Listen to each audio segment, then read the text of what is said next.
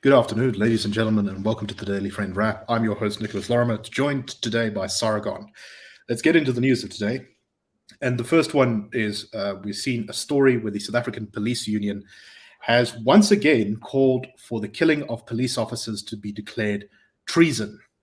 So the South African Police Union says that murder of police officers is getting worse by the day in South Africa. There have been recent murders of cops in the Western Cape, Gauteng, and Mpumalanga, and KZN just in the last week. 3 officers were killed in a gunfight last week, Friday, and there was also a murder of a police officer on Sunday.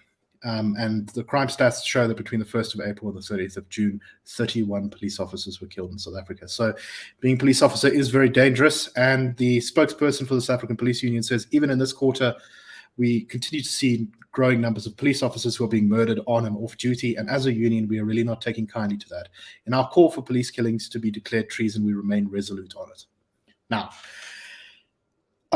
one obviously, I think, sympathizes very strongly with the emotions behind this, which is that, the police who are doing their jobs go out there every day. They face a very difficult situation, and many of them are being murdered. And yet, this, I don't think, Sara, is really going to do much to fix anything. Firstly, it just seems kind of wrong to apply treason in this case. But more than that, we often see there's a whole sort of category of discussion around the crime problem in South Africa. People say, why can't the police torture criminals? Why can't we have the death penalty? Why can't the police execute people? We've seen our police ministers even say things like you must shoot to kill, you must grab the criminals and crush their balls, lots of stuff like that. But it's done very little to actually solve the problem.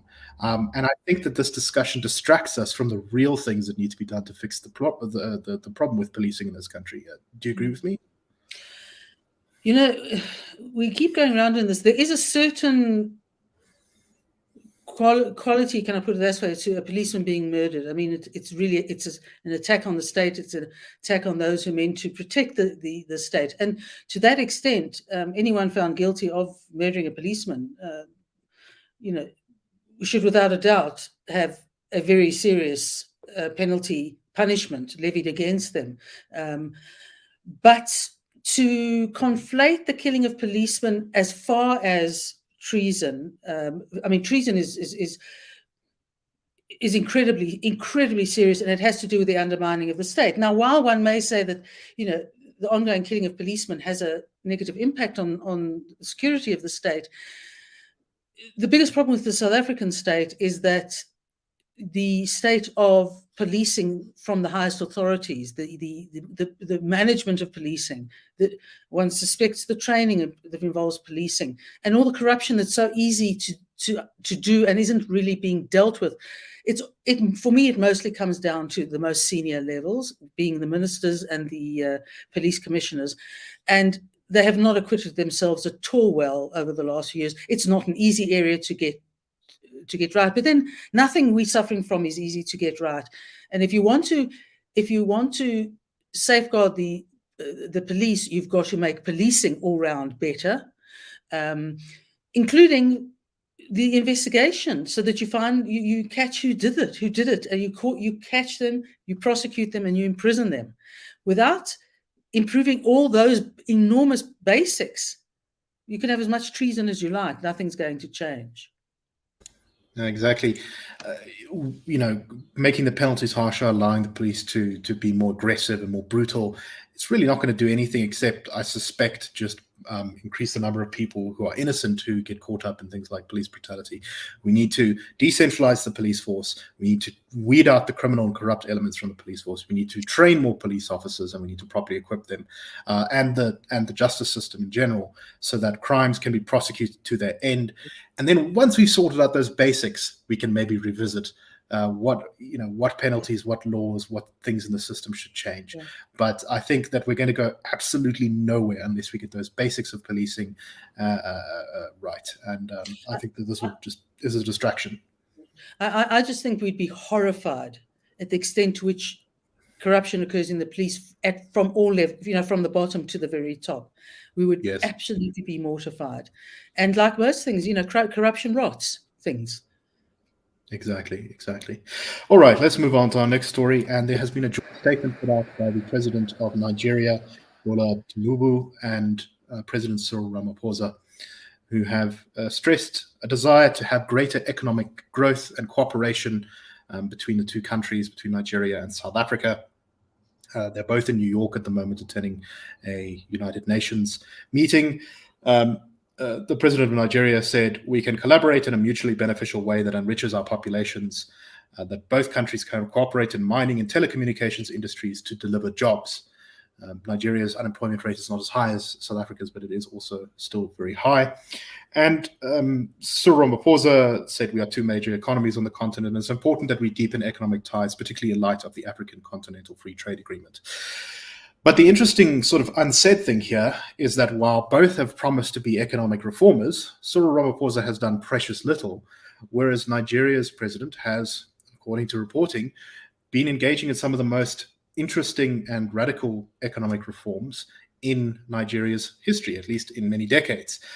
He's lifted foreign exchange trading controls. He's scrapped a fuel subsidy, which was very expensive and popular, so that took real economic bravery.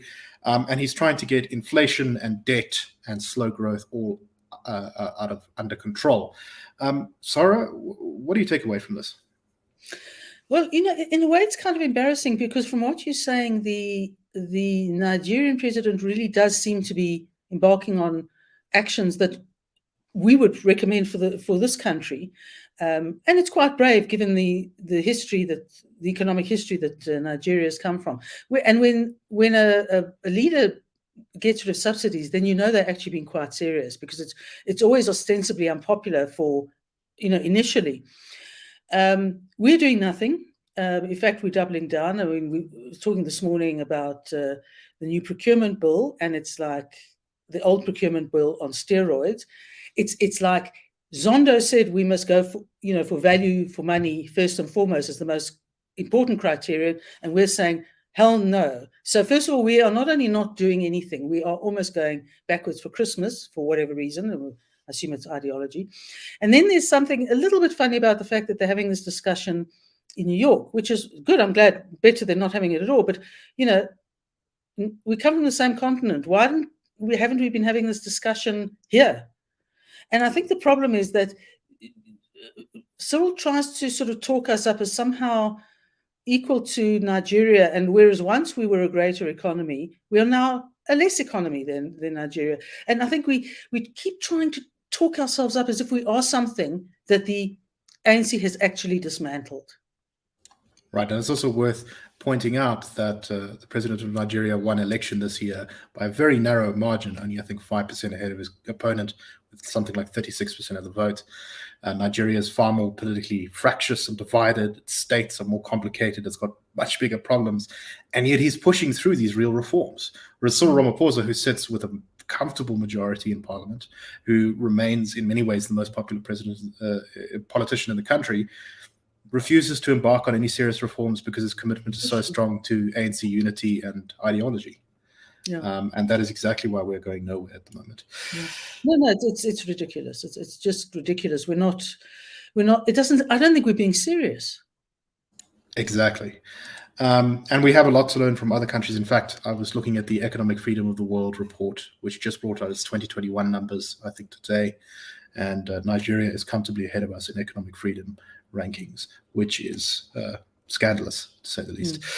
But let's move on to our very last story, and this is from the South African Human Rights Commission, which received a number of submissions, I think more than 600 earlier this year, about the state of the provision of clean drinking water to residents across KZN in a variety of municipalities. Mostly rural municipalities, but also municipalities like eThekwini, Harigwala municipality, uThukela, King Cetshwayo, Zululand municipality. So a mixture of ANC and IFP controlled municipalities. And the commissioner from the Human Rights Commission says that the rights of people living in these municipalities to clean drinking water has been violated. The impact on rights, livelihoods, and dignities of community is particularly aggravated in impoverished communities and vulnerable households. The impact on business results in undermining of employment. The Commission finds these challenges outlined by municipalities reflect poor planning, management of resources, particularly in relation to non-revenue water and maintenance of infrastructure. And they have a number of suggestions to how to improve the situation, but most of them amount to spend the money properly, get rid of impediments to building new water infrastructure, and stop corruption. Easier said than done. Sara, what do you make of this? You see, this is the problem. The provision of water should be a policy issue for a government, not a right, because the impediments to providing that right could be huge or insurmountable even. Here, most of the there are impediments in rural areas, and those are particularly the fact that a lot of communities sort of live scattered in very hilly terrain. So it's not easy to put the infrastructure into those areas. You may be looking at their sophisticated infrastructure, taps rather than full infrastructure. But the fact that at the heart of this is not just the infrastructure, which has not been maintained, so you're looking at probably corruption and incompetence, but the fact that the water is unsafe, and that goes entirely usually to incompetence first, and probably corruption second. So it's a multitude of things. As I said, some areas will be hampered by virtue of where they are. The others, they need money, which will not fall from trees. They'll have to wait to be budgeted for in a certain year. But you also have to know that money is going to be used by people who use the money wisely and competently. That's for a start. Then the water will become clean. Then it can be pumped. So it's not a quick fix, and it probably depends on. It does depend on whichever government is in charge of those municipalities, understanding that it actually needs the engineering and technical skills necessary to make a difference. Otherwise, nothing's going to happen, and there's nothing that the Human Rights Commission can do about it. They can take the municipalities to court and all sorts of things. But if they're not doing it because they can't and they won't and they're unable, it's not going to change. Exactly right. All right. I think that is all for today. We hope you found the show interesting, and that's a wrap.